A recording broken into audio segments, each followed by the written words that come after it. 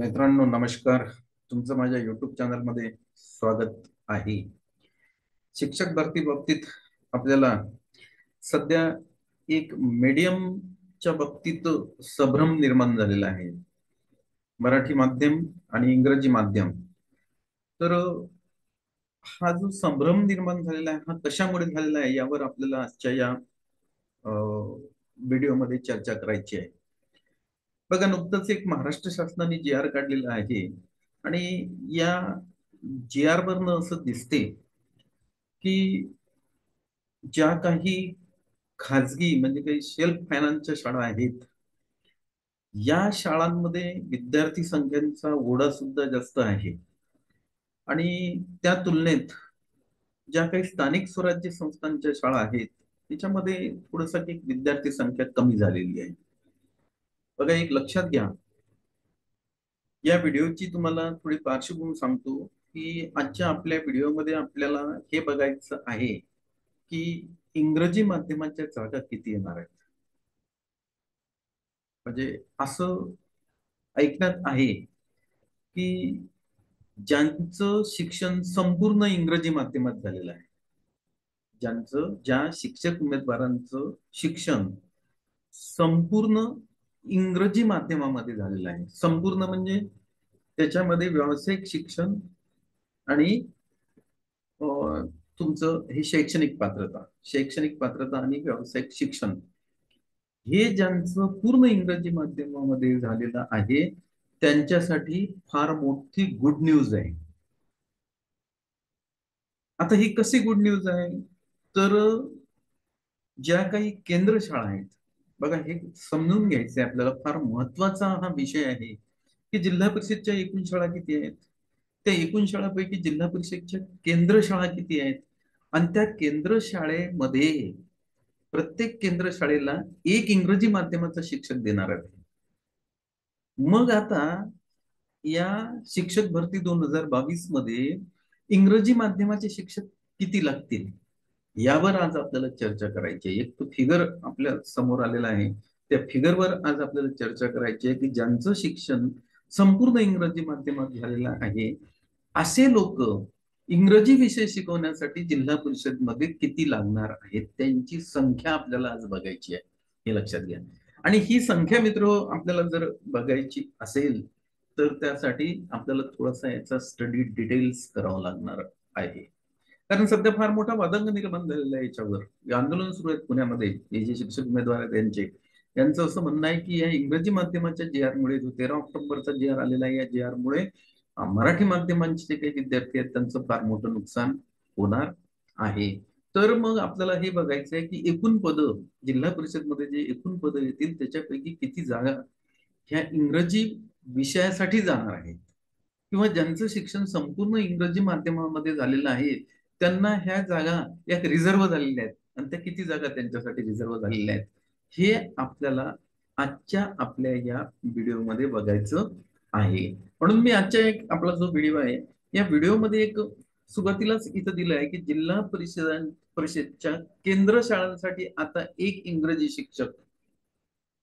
आता केंद्र शाळा हे सगळ्यात मोठं महत्वाचं आहे की बा केंद्र शाळा ही संकल्पना काय आहे ही आपल्याला समजून घ्यायची आहे.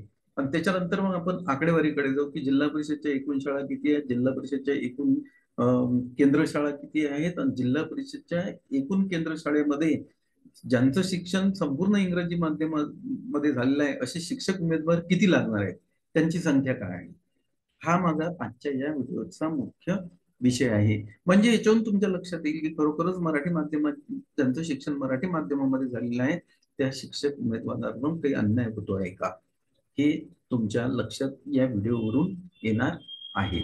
तर सगळ्यात महत्वाचं एक आहे की त्या जी आर मध्ये त्यांनी असं स्पष्ट केलेलं आहे की जिल्हा परिषदमध्ये ज्या काही केंद्र शाळा आहेत त्या केंद्र शाळेमध्ये एक शिक्षक हा इंग्रजी माध्यमांचा ते देणार आहेत, हे बिलकुल त्या जी आर मध्ये त्यांनी स्पष्ट केलेलं आहे.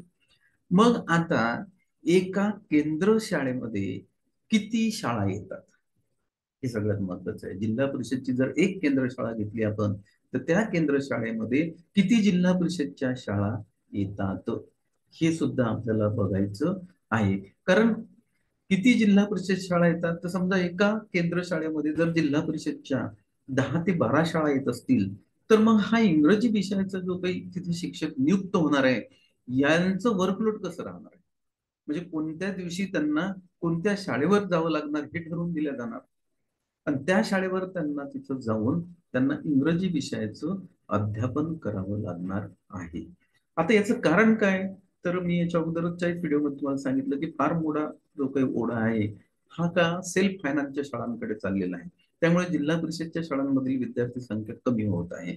म्हणून शासनाने काय केलं तर जिल्हा परिषदच्या शाळांमध्ये सेमी इंग्लिश चालू केलेलं आहे.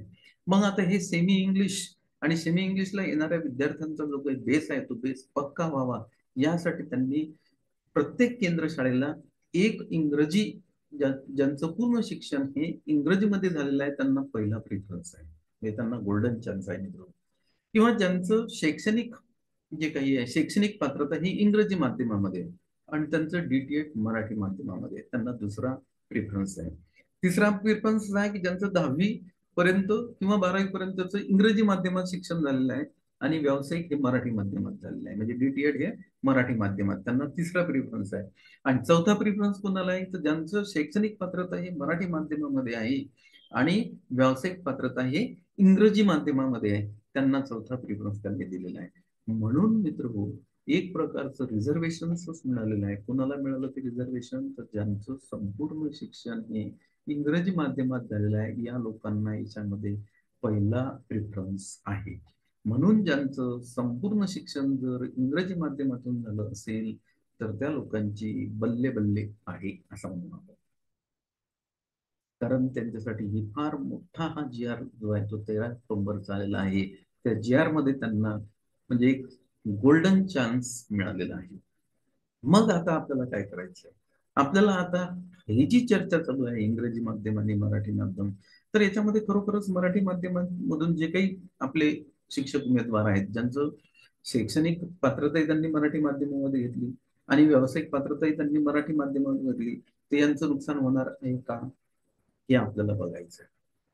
आणि हे त्यांनी आकडेवारीवरूनच ठरवायचं आहे. मी ते सांगणार नाही की तुमचं नुकसान होते का की नाही होत, कारण आपल्याला याच्या पुढे आता आकडेवारी घ्यायची आहे आणि त्या आकडेवारीवरूनच हे बघायचं आहे.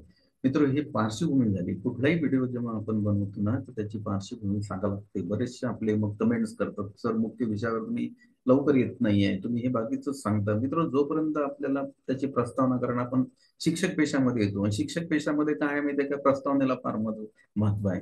जेव्हा तुम्ही कुठलाही नवीन युनिट शिकवता तो युनिट कोणत्या बेसवर आहे त्याची प्रस्तावना तुम्हाला करावंच लागते शाळेमध्ये. जोपर्यंत तुम्ही प्रस्तावना करणार नाही तोपर्यंत तो युनिट समजत नाही विद्यार्थी. म्हणून कुठलाही व्हिडिओ बनवा किंवा कुठलीही माहिती जर आपल्याला चर्चेला घ्यायची असेल तर त्याची प्रस्तावना आपल्याला करावंच लागते. म्हणून प्रस्तावनेसाठी काही ना काही वेळ आपल्याला द्यावाच लागतो. हे इथं सगळ्यात महत्वाचं आहे. आणि मला अपेक्षा आहे की तुम्ही हा व्हिडिओ सुरुवातीपासून शेवटपर्यंत बघायला पाहिजे. तुम्हाला जो आवडला तर तुम्ही लाईक करा. तुम्ही माझ्या चॅनलवर जर नवीन असाल तर माझ्या चॅनलला सबस्क्राईब करा. म्हणजे अशा प्रकारचे जे नवीन व्हिडिओ आपण बनवतो त्याचं नोटिफिकेशन तुम्हाला मिळेल. चला तर मी आता माझ्या मुख्य विषयाकडे येतो.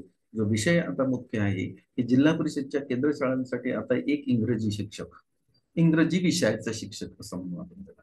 आणि आता इंग्रजी विषयाचा शिक्षक नेमण्यासाठी वेगळाच क्रायटेरिया आलेला आहे. अगोदर काय होतं हे आता आपल्याला समजून घ्यावे. अगोदर असं होतं की बीए ला त्यांना जर इंग्लिश विषय असेल तर ते इंग्लिश शिकवण्यासाठी पात्र. आता तो क्रायटेरिया सुद्धा यांनी बदललेला आहे. यांनी क्रायटेरिया कसा बदलला? 4 ऑप्शन यांनी घेतलेला आहे. पहिलं ऑप्शन काय आहे? मी पुन्हा एकदा रिपीट करतो. हे रिपीट होत आहे पण हे महत्वाचं आहे. पहिलं ऑप्शन असं आहे की ज्यांचं संपूर्ण शिक्षण इंग्रजी माध्यमात झालेलं आहे त्यांना पहिलं प्रिफरन्स मिळणार आहे या शिक्षकासाठी. म्हणजे संपूर्ण शिक्षण शैक्षणिक आणि व्यावसायिक पात्रता. दुसरा कोणाला चान्स मिळणार आहे की ज्यांचं शैक्षणिक पात्रता जे आहे ते इंग्रजी माध्यमात आहे आणि व्यावसायिक हे मराठी माध्यमात आहे. तिसरा प्रिफरन्स कोणाला मिळणार आहे ज्यांचं 10वी किंवा 12वी पर्यंतचं शिक्षण इंग्रजी माध्यमात झालेलं आहे आणि व्यावसायिक म्हणजे डीएड मराठी माध्यमात झालेलं आहे. चौथा प्रिफरन्स कोणाला मिळणार आहे तर त्यांचं शैक्षणिक पात्रता मराठी माध्यमात आहे आणि व्यावसायिक पात्रता इंग्रजी माध्यमात आहे. हे लक्षात घ्या. हा क्रायटेरिया आता यांनी नवीन ठरवला. कशासाठी? तर इंग्रजी विषय जिल्हा परिषदमध्ये शिकवण्यासाठी. याच्या अगोदर असं हे नव्हतं. त्यामुळे आपल्याला हा क्रायटेरिया आता आपण लक्षात घेतलेला आहे. चला तर पुढे आता आपल्याला याची संख्या बघायची आहे. आता आपण आपल्या आणखी मूळ जो विषयाचा मला घ्यायचा आहे त्या विषयावर आपल्याला जायचंय. बघा इथे या स्क्रीनवर मी शेअर केलेलं आहे की राज्यात जिल्हा परिषदच्या एकूण शाळा आहेत 65,420. हे लक्षात घ्या. कारण ही हिस्ट्रीच जर आपल्याला समजली नाही तर मग आपल्याला हे समजतच नाही की आकडा किती येणार आहे या इंग्रजी शिकवणाऱ्या शिक्षकांचा. तर राज्यात जिल्हा परिषदच्या एकूण शाळा 65,420 हे आपण लक्षात घ्यायला पाहिजे. झेडपीच्या केंद्र शाळा 4,860 या जिल्हा परिषदच्या केंद्र शाळा आहेत. आणि या एका केंद्र शाळेमध्ये 10 ते 12 शाळा येतात. हे इथं उल्लेखनीय आहे. आणि या 10 ते 12ला म्हणजे 4,860 ह्या ज्या केंद्र शाळा आहेत याच्यामध्ये प्रत्येक केंद्र शाळेला इंग्रजी विषय शिकवण्यासाठी एक शिक्षक देण्यात येणार आहे. म्हणजे लगभग 5,000 शिक्षक हे इंग्रजी शिकवण्यासाठी नियुक्त केले जाणार आहेत. म्हणून इंग्रजी विषयाचे जे शिक्षक आहेत ते किती लागतील तिथं? 5,000 शिक्षक लागणार आहेत जवळपास. कारण एका केंद्र शाळेला एक जर देतो म्हटलं तर म्हणजे तुमची शिक्षक भरती समजा जर 20,000 झाली जिल्हा परिषद मध्ये तर 5,000 सरळ सरळ कमी करा. 15,000 लोक मिक्स मीडियमचे भरले जातील. त्यात मराठी माध्यमाचे येतील आणि 5,000 बिलकुल हे कोणता क्रायटेरिया त्याच्यासाठी? संपूर्ण ज्यांचं शिक्षण इंग्रजी माध्यमातून झालेलं आहे त्याला पहिला प्रेफरन्स आहे या 5,000मध्ये. हे इथं सगळ्यात महत्वाचं आहे. म्हणून मी पुन्हा तुम्हाला रिपीट करतो, तुम्ही आता याच्यावर ठरवा की तुमचं काय मराठी माध्यम आणि इंग्लिश माध्यम हा गोळ किती. म्हणजे आपलं त्या जिल्हा परिषदच्या भरतीमध्ये हा हे जे शिक्षक भरती होणार आहे इंग्रजी विषयाच्या शिक्षकाची हे फार म्हणजे याला काय माहित आहे का की त्यांनी असं म्हटलंच नाही याच्यामध्ये की BSc BEd जर पूर्ण शिक्षण त्याचं इंग्रजीमध्ये झालं तर तो इंग्रजी शिकवायला लायबल झाला. BA DEd पूर्ण शिक्षण त्यांचं इंग्रजी माध्यमातून झालं तर ते इंग्रजी शिकवायसाठी लायबल झालेले. असा याचा नवीन अर्थ आता निघेल. हे लक्षात घ्यायचं आहे आपल्याला. म्हणून जिल्हा परिषदच्या एकूण शाळा त्यांनी सांगितलेल्या आहेत 65,420. झेडपीच्या केंद्र शाळा आहेत. केंद्र शाळेमध्ये 4,860. या प्रत्येक केंद्र शाळेला एक जर इंग्रजी माध्यमाचा शिक्षक जर देतो म्हटलं, पूर्ण संपूर्ण त्याचं शिक्षण इंग्रजी माध्यमातून झालेले आहेत किंवा पुढच्या 3 क्रायटेरिया बसणारा जर शिक्षक देतो म्हणतो तर ते शिक्षक लागणार आहेत 5,000. म्हणजे 20,000 शिक्षकाची जर भरती केली तर 5,000 ते शिक्षक जाणार आहे. म्हणजे त्याचं प्रमाण जर आपण काढलं तर 25 × 50 म्हणजे 25% इंग्रजी माध्यमाचे शिक्षक इथं भरले जातील. हे सरळ सरळ इथं या कॅल्क्युलेशन वरून आपल्याला दिसते आहे. त्यामुळे हा व्हिडिओ फार महत्वाचा आहे. याच्यावरून आपल्याला हे ठरवायचं आहे की जे काही शिक्षक उमेदवार आहेत जे मराठी माध्यमातून झालेले आहेत त्यांच्यावर खरोखरच हा जो GR आहे हा अन्याय करतो का हे तुम्हाला ठरवायचं आहे. कारण ही आकडेवारी मी तुमच्या समक्ष मांडलेली आहे. आणि हे लक्षात घ्या की जेव्हा हा इंग्रजी विषयाचा शिक्षक तिथं नियुक्त होणार आहे तेव्हा त्याला काय आहे त्याचं त्याचं जे हे आहे म्हणजे त्याचं शिकवण्याचं डिस्ट्रीब्युशन कसं राहणार आहे. कारण एका केंद्र शाळेवर जर इंग्रजी माध्यमाचा एक शिक्षक दिला इंग्रजी शिकवायसाठी तर त्याला 10 ते 12 शाळेवर आठवड्यात फिरावं लागणार. मग ते 10 ते 12 शाळेवर त्याचा टाइम टेबल त्यांना तो फिक्स करावा लागणार आहे की कोणत्या दिवशी हे जे इंग्रजी माध्यमाचे शिक्षक आहेत ते कोणत्या शाळेवर शिकवण्यासाठी जातील त्या केंद्रामध्ये त्याचं वेळापत्रक सुद्धा तयार करावं लागणार आहे. म्हणून मी पुनश्च एकदा सांगतोय की लक्षात घ्या इंग्रजी माध्यमाचे शिक्षक जवळपास 5,000 भरण्यात येतील. म्हणजेच ज्यांचं संपूर्ण शिक्षण इंग्रजी माध्यमातून झालं त्यांच्यासाठी 5,000 जागा शासनाने रिझर्व केलेल्या आहेत. हे तुम्ही लक्षात घ्या. हा 13 ऑक्टोबरचा मित्र हो GR सांगतोय आपल्याला. GR मध्ये फार थोडं थोडं लिहिलं जाते पण त्याचा जर आपण स्टडी केला आणि त्याची जर आपण आकडेवारी काढली तर ही आकडेवारी त्याची एक आपल्या समोर येते असं मला वाटते. आणि त्यामुळे मराठी माध्यम आणि इंग्रजी माध्यम याचा भाग पेटलेला आहे. हे सुद्धा आपण समजून घ्यायला पाहिजे. म्हणूनच हे जे उमेदवार आहेत शिक्षक उमेदवार हे पुण्याला आंदोलन करत आहेत कारण त्यांना ही आकडेवारी दिसते की ही अशा प्रकारची आकडेवारी समोर येईल. ही आकडेवारी पाहिल्यानंतर मग तो एक इंग्रजी माध्यम आणि मराठी माध्यमाचा जो हे आहे सध्याचा जो प्रश्न आहे तो प्रश्न निर्माण निश्चितच होणार आहे. याच्यात काही कुठल्याच प्रकारचं दुमत नाही. पण याच्यामध्ये आपल्याला शासनाची बाजू सुद्धा समजून घ्यावं लागेल. कारण शासनाचं काय म्हणणं आहे की बस शाळेत विद्यार्थीच नाही तर मग शाळा बंद पडतील.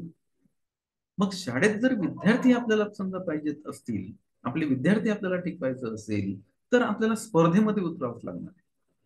म्हणजे ज्या काही इंग्रजी माध्यमाच्या शाळा आहेत त्यांच्या स्पर्धेमध्ये जिल्हा परिषदच्या शाळांना सुद्धा उतरावंच लागणार आहे.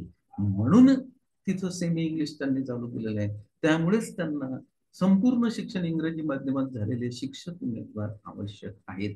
हे त्यांची त्यामागची पार्श्वभूमी आहे. आणि पालकांचा ओढा सुद्धा सुद्धा तोच आहे. सध्या इंग्रजी माध्यमांच्या शाळाकडे पालकांचा ओढा आहे. म्हणजे त्यामुळे जिल्हा परिषदच्या शाळेमधले जे जे विद्यार्थी संख्या आहे ते मित्र कमी होत आहे. आणि विद्यार्थीच टिकले नाही तर शिक्षकांचं अस्तित्वच राहणार नाही. कारण असं म्हणतात की शाळा ही मंदिर आहे. विद्यार्थी हे त्याच्यामधले ते हे आहेत, तिथं दैवत आहे. आणि शिक्षक हे तिथं पुजारी असतात असं म्हटलं जाते. त्यामुळे विद्यार्थी असल्याशिवाय शिक्षक ही पेशाला सुद्धा काही अर्थ नाही. विद्यार्थी असतील तरच त्या शाळा टिकणार आहेत. आणि विद्यार्थी जर शाळेत ठेवायचे असतील तर शासनाला सुद्धा या शाळेमध्ये डेव्हलपमेंट करावीच लागणार आहे. म्हणून आता हे जे माध्यम आहेत, मराठी आणि इंग्रजी माध्यम, हे एका नाण्याच्या दोन बाजू झालेले आहेत. आता ते तुम्हाला ठरवायचं आहे की शासनाचा निर्णय योग्य आहे की अयोग्य आहे. तर ठीक आहे, मी ही आजच्या या व्हिडिओमध्ये ही माध्यमावरची चर्चा आपण केलेली आहे. कारण सध्या हा फार मोठा इश्यू तयार झालेला आहे शिक्षक भरतीमध्ये. त्यामुळे शिक्षक भरतीचे जे काही तुमचे पसंतीक्रम आहेत ते सुद्धा लांबणीवर पडलेले आहेत. हे तुम्ही लक्षात घ्यायला पाहिजे. तर मी आजच्या या चर्चेला आता पूर्णविराम देतो. पुन्हा आपली भेट नंतरच्या व्हिडिओमध्ये होईल. धन्यवाद.